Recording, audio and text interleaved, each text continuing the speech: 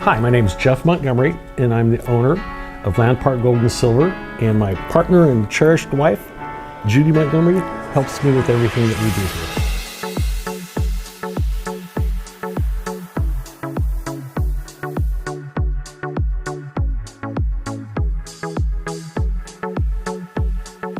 I actually started with coins back as a child. Some kids like sporting cards, some kids like the comic books. Nope, Jeff liked coins. These particular coins that we're looking at are silver dollars. They're mostly Morgan dollars. There's a few peace dollars in there as well. The Morgan dollar was struck in 1878 to 1904, and then again in 1921, and then again in 2021, 22, and 23, so the government's reissuing them. The United States government did an audit. President Nixon did an audit, and they discovered millions of Carson City dollars that were missing. And it caused a collapse back in the 1970s of this Carson City stock, because they thought they'd been melted down and they were discovered. So in that, the government had the brilliant idea to have a sale, and they were going to sell the silver dollars that were mostly Carson City dollars. The sale was billed, and this is the original paperwork from the 70s. The silver dollars Jesse James never got. And then they were done by bid. And depending on which group you bid on, they came with colored envelopes, and you either did a green envelope, a yellow envelope, depending on which group you were bidding on. The funny thing is they had housewives that were doing the grading systems. So here's a coin that's from the original GSA. It was culled out as an icky used coin. It was sold for $3 originally. NGC has graded this coin as uncirculated. So they're saying the housewife didn't know what she was doing, and they didn't. So there's a lot of very expensive coins in these holders, and some of them were like current value $5,000 to $7,000, and they were sold at $15 because the housewife didn't like the patina on the coin. So this is part of American history. There's Mr. Nixon thanking the American people and talking to the American people.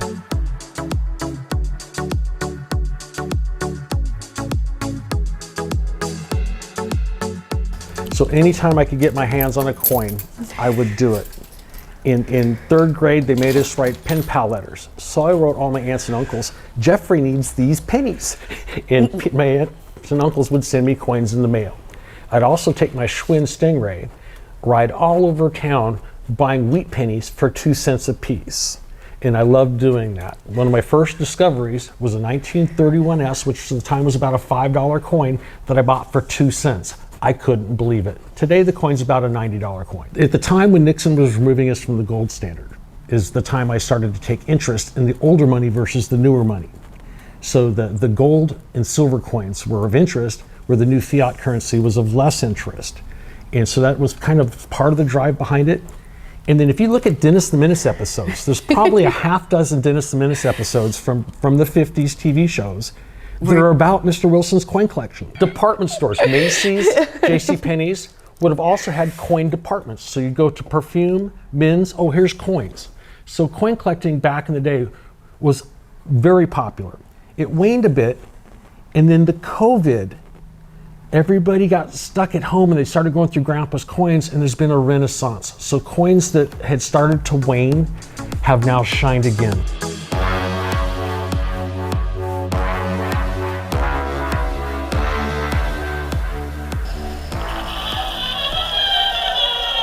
Yeah, it needs to be wound up.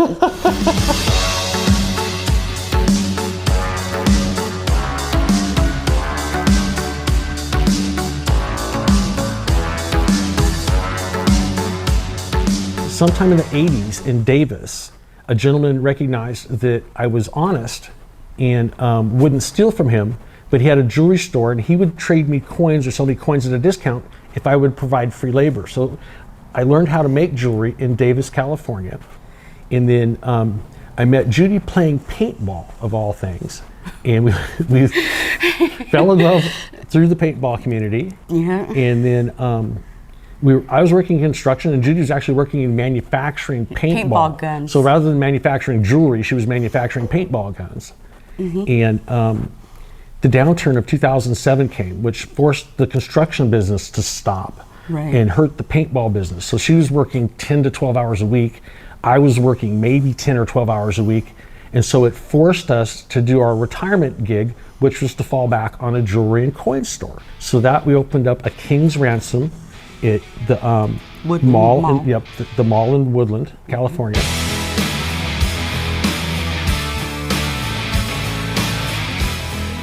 This is called dichroic glass. And what it is it's on the space shuttle. And so when the space shuttle goes out, it burns the glass. When they come back into the atmosphere, it doesn't burn the people inside. It can only be burnt once. So it's just layers and layers of glass on top of each other and put in a kiln. It helped launch the first store that we had, in Woodland at the mall, My mom, she loved the pieces, so I'd send her pieces and she'd sell them in Idaho. Call me a week later, send me more, I'm sending you a check. And she would send me a check. And your mom was your first customer? Yep, and she loved the pieces. She argued with me. She goes, how did you know I just got a top that this will go good with? And I said, Mom, it'll go good with every top you have. No. Then she tried it on with different clothes. She goes, calls me up, Judy, okay, I gotta apologize to you. And I said, for what, Mom? And she's like, because you're right, it goes with all my clothes. So Judy and I went looking around and we found a secure facility that had a permanent bank vault.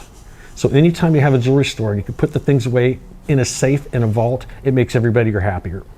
We searched all over Sacramento, but when they told us about the bank, well, why don't you just rent a bank? So that's what we did, and we were over there for 10 years. So we moved here to this location about 7 years ago from our previous location, and Judy purchased a bank vault and had it installed, and so we've got a walk-in vault at this facility, and we're thrilled to death, and it facilitates us being able to store the material as well as keep repair material. So if somebody's bringing in something to get fixed, it can be stored properly.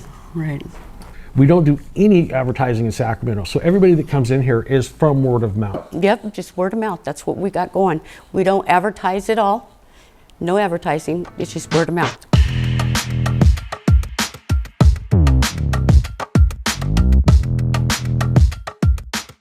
We have buffalo bone necklaces. These, I buy them from the Indian reservation, the bones, and then I put the style together myself. One of the feather pieces that I do for the head. Feather pieces. Mm-hmm. All right, So it's got a slider right here, so you tighten it up and down, loose or tighten it or loosen it. I got to clip off the wires, but this is kind of what I do. The pearl is in the front of the head, and then these will be clipped off and all put together right. A lady came in and she said, I want you to buy my jewelry.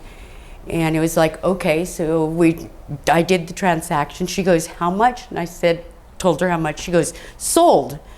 She leaves, and a couple of days later we get a phone call saying they want to do an interview with us. And it's like, okay, fine, come on in. We set a date and everything. They came in, and it's like, I know you. And she goes, yeah. I said, I didn't know you were a reporter. And she goes, yes, I am. She goes, I went to every company in Sacramento and said, here, buy my gold, and you guys were the only ones that paid the highest price. So I sold it to you guys.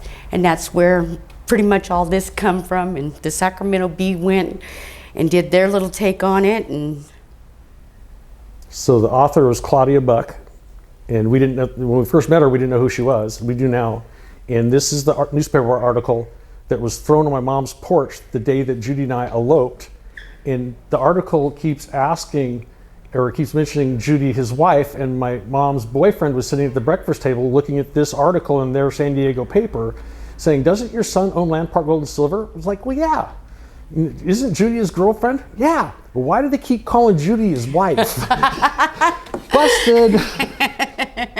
Yeah, busted. Mom kind of didn't like me at first, and then all of a sudden we went to one of his cousin's weddings, and we kept sneaking off and doing our own little thing after the wedding. And his aunt told his mom, don't worry about those two, they're going to be together forever. Look at them, they're sneaking off together, they're having fun. And when Mom asked about, well, how come you didn't invite me to the wedding? I'm hurt by this. I said, Mom, We got married in the front yard by one of the kids' boyfriends. We jumped in a car and we went to a biker bar, had some $5 cheeseburgers and some $3 beers. The entire wedding was $400. You'd wanted to come up and bring your boyfriend, my sister, and my nieces. So all of a sudden you're going to spend a couple $1,000s to go to a $400 wedding? She thought about it for a minute and thanked us. Yeah. Yeah. That's awesome. Babies. Oh, you're talking about my babies. I love my babies. This is a monastery. They call it Swiss cheese. Swiss cheese. Yes, and she's about 35 years old. She's produced some offsprings. She also has fruit. She's produced fruit twice now. And if you look back here, see the brown thing back there? Mm-hmm. That's the fruit. Oh. Yeah, this is a little dark. So we've already got to eat her first fruit. It takes about 9 months for it to ripen. No way. And once it falls off, then you tap it on a plate and the green comes off.